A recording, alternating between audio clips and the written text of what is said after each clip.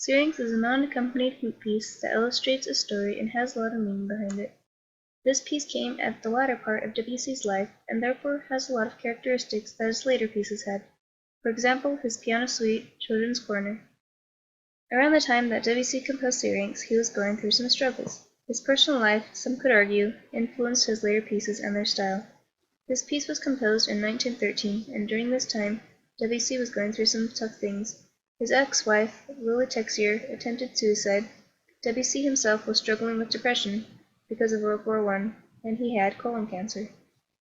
These could have influenced his style, which made his music appear to be more difficult to approach and wasn't as appealing in some people's opinion. Most of his more popular works were in his earlier days. Also during this time, Debussy was mostly a critic, but he also composed and performed a lot of his own works internationally. He was seen as the leading figure in French music. They even coined the term Debussyism. This term was used with both a positive and a negative connotation. A lot of his style and other characteristics of his music will later be integrated into other composers' pieces such as the ballet Pertushka by Igor Stravinsky and Pierrot Lunaire by Arnold Schönberg. Some characteristics of his work were pentatonicism, modality, parallelism, and the whole tone scale. His pieces were different than most other composers because he didn't go with the norms that had been set before him. An example of this is his use of the 21-note scale, designed to drown the sense of tonality. He also saw that woodwinds could be used like voice and produce a wide variety of color. He liked to go against the norms, and Syrinx is an example of this. Debussy was a unique individual in the fact that he wrote his pieces based on his mind's eye. He even had an alter ego named Monsieur Croce, whom he talked to in order to gain insight into his pieces.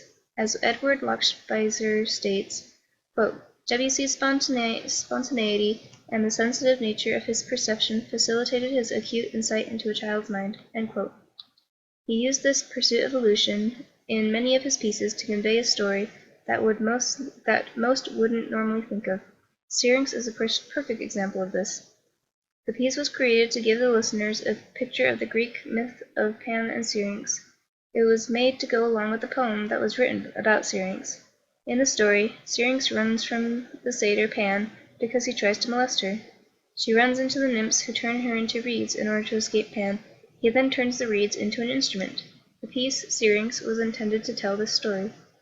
Syrinx is unique in the fact that it is a non-accompanied piece, so the player can play it the way they want. There is a lot of room for expression in this piece, so there are many different versions. Every person can interpret it in a different way, and therefore play it differently. Some believe that Debussy first wrote the piece without bar lines or breath marks, and that they were later added by Marcel Moyse. This is Emmanuel Pahud playing this.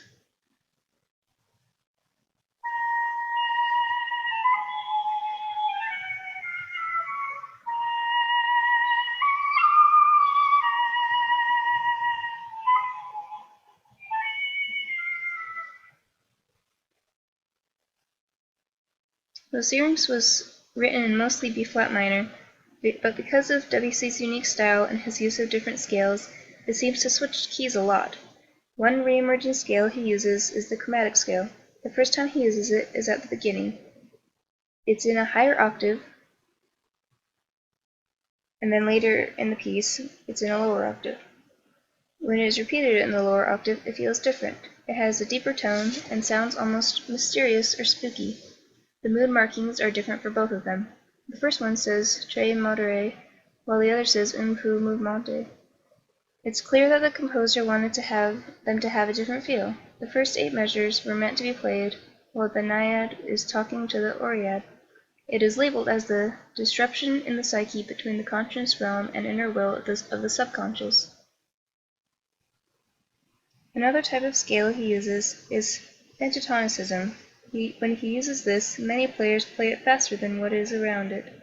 There are also rests which isolate it from the rest of the piece. It builds up the tension by getting louder as it goes up, and ends with a loud high note to show that something is happening. There's also quite a bit of roller coaster movement, which illustrates how melodramatic the flute needed to be while they were reading the poem. One interesting part of this piece is measure 13.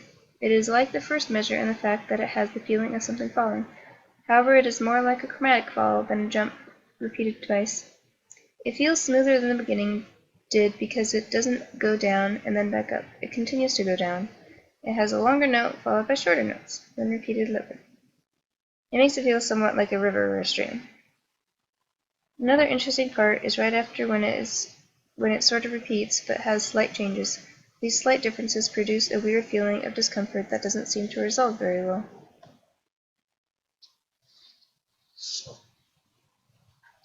The climax of the story is somewhere around measures 21 through 25. This part of the piece is very intense. It starts off in a very weird key and is very fast. It then changes to trills which resolve up to the sustained note that most people play fairly loud. This part naturally gets louder as it is played. This part is also interesting because it changes to a weird key during the runs. Also, some of the intervals are strange, more towards the end of measure 22. There are different forms that come into play as well. Some parts are repeated, but change slightly, whether it's notes, octave, or dynamics. For instance, the first few measures are repeated again at measures 9 and 26. The biggest, most general form is ABA. Measures 1 to 8 is the first A, measures 9 through 25 would be B, and finally measures 26 through 35 are the second A. However, there are little similarities between some parts of the song that it could be argued that it has a smaller form. For example, it could be argued that measures 11 and 12 are similar to measures 21 and 22. Mostly it is seen with the two 30-second runs.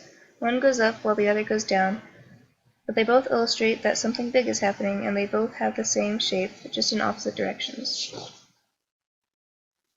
Another high point in this piece is at measure 27.